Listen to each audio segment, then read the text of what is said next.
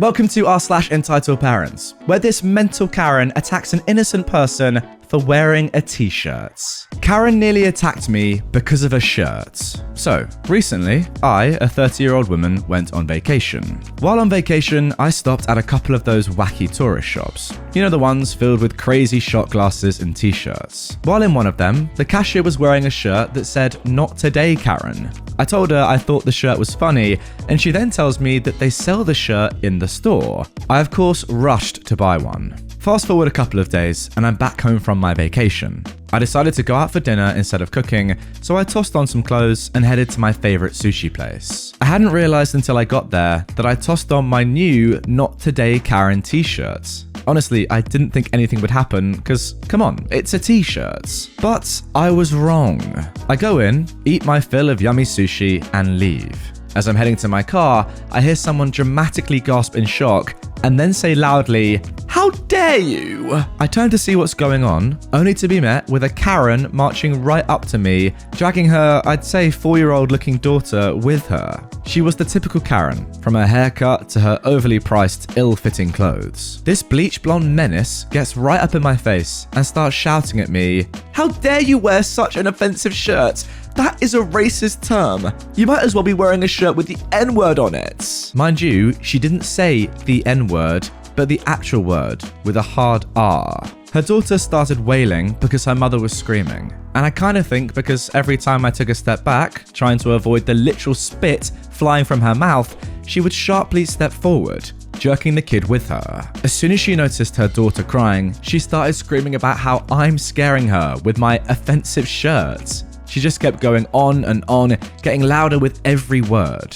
"You should be ashamed of yourself." She jabbed her finger at me and started shouting about how people like you should be arrested for hate crimes. I rolled my eyes and turned to leave.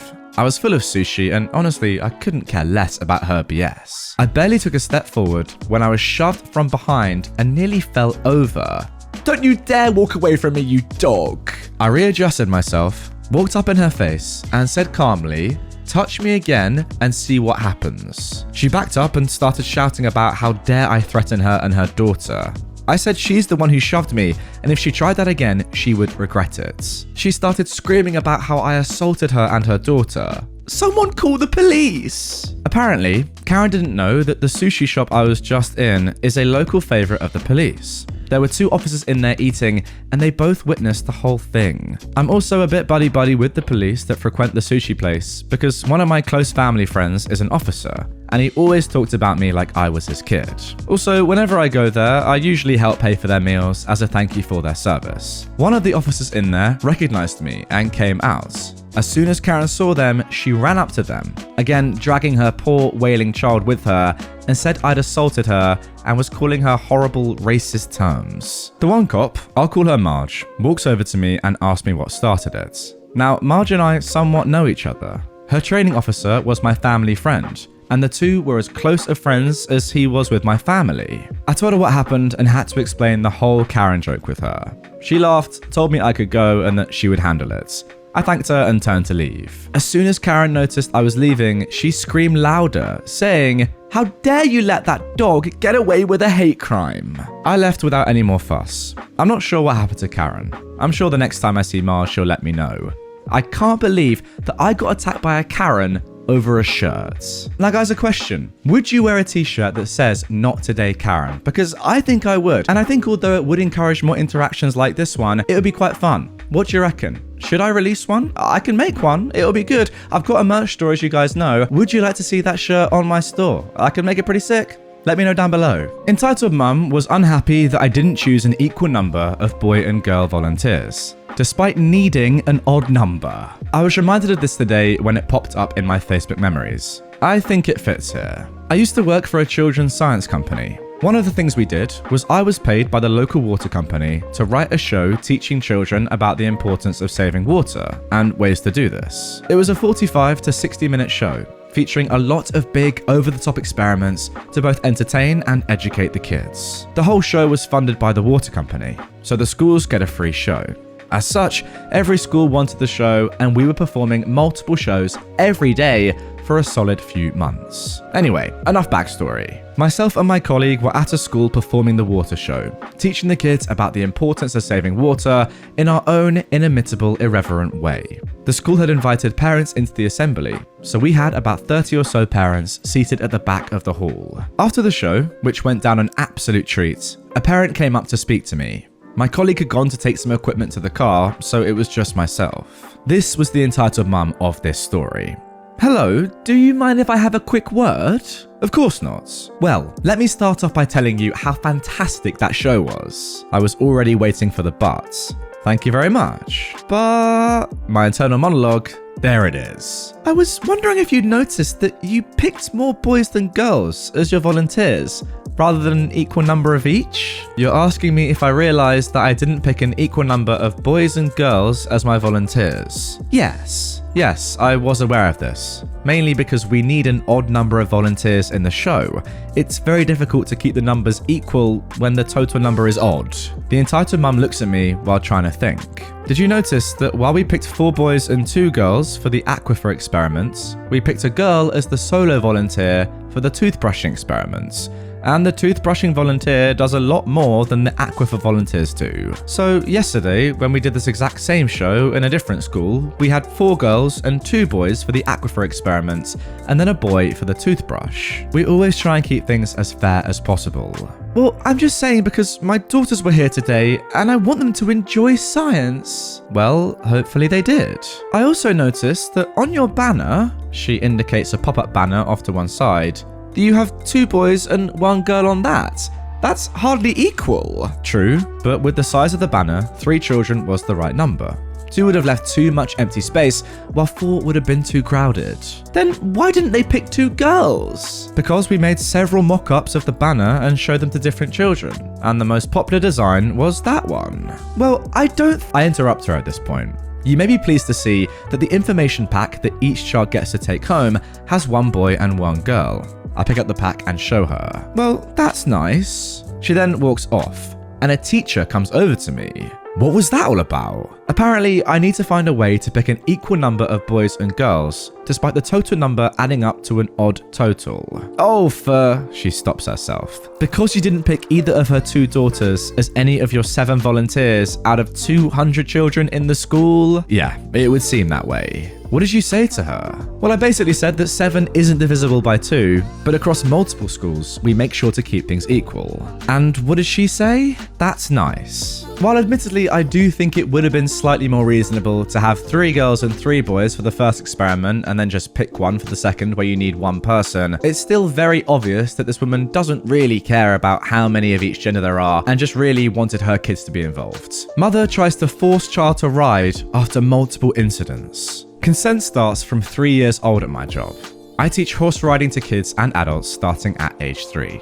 That's when insurance will cover them, and it's fun to see little kids experiencing ponies for the first time. My boss gives me a heads up that the client coming in is 5 years old and has ridden ponies 10 hands high for a while, with an experienced horse person helping.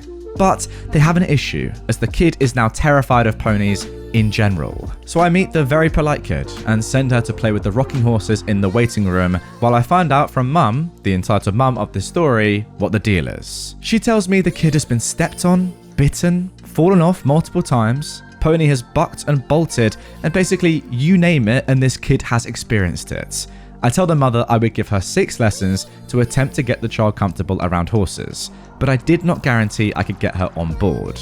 I had serious doubts. In this point in my 10+ year career, I've never had a kid I couldn't get on board though. We start the session and the mother straight away looks disgusted.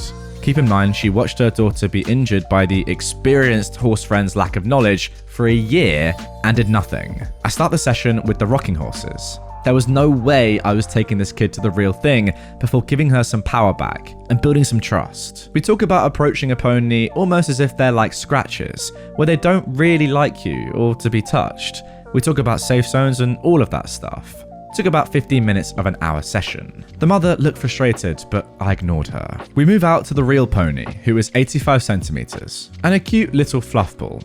She's also older than 30 years, So a quiet grandma who was half asleep. I did not realize that ponies could live that long. What? The kid freezes. So I sit her on a seat outside the yard and I go in. I move all around the pony and gently pat her all over like a soft slap noise to show that she isn't going to move or twitch. I then sit next to the pony's head and start putting scrunchies in her mane and asking the kid to pick them out for me. It took until the last 10 minutes for the kid to even pat the pony. We went on with slow progress like that for another 2 lessons and had gotten to the point that the pony was wearing a saddle and the child could stand on a mounting block beside her without freaking out. Cue the stupid mother. Just pick her up already. We've been here for 3 lessons and she still isn't on board. No, when she's ready, I'll ask her if she wants help to get on, but I will not force her. That's what's got you into this mess in the first place. I didn't have anything to do with her getting scared. Who lifted her on board every single time? Because I know she's never mounted a horse herself with her foot in the stirrup, pushing herself up and over. Nobody's ever asked her if she wanted to get on. You just picked her up bodily. But that's what everyone does. And kids don't know what they want anyway. You have to force them to try things. No, you don't. And I refuse to traumatize this child more than she already is. I will never pick her up and put her on, but I will help her do it herself if she wants to. Your child doesn't trust you, the pony, or me, or any adult for that matter, because of what's happened. We're trying to build that trust slowly and make her tolerate ponies again. It's not a quick fix, and what's happened to her would have broken many adult riders. She's 5. Yeah, I guess remember that this kid at 5 years old has been kicked by a pony, been bucked and bolted, fallen off multiple times. That's very traumatizing. Now, this argument is happening in front of the kid, who was actually having a great session, and I thought I'd made a huge breakthrough. She then, though, started to shrink back, so I squatted down and told her, if you don't want to ride, no one's going to force you here. This is all about you, not mum. After another full session of me standing my ground and not letting the mother bully the situation, I had to tell her a few times to stay quiet and not comment. I am proud to say the child did get on board and we worked for an hour just getting on and off. My back was killing me after because during dismount I bear hugged them from behind and swing their leg over and off. But we did it. In 6 months, that little girl was riding my Shetland, 10 hands high, on lead, in the arena, and loving it again. Unfortunately, COVID hit and lessons stopped for under 8s until the following spring. I hope that little girl didn't go ride somewhere else and get scared again. But it's been years now, and I don't know.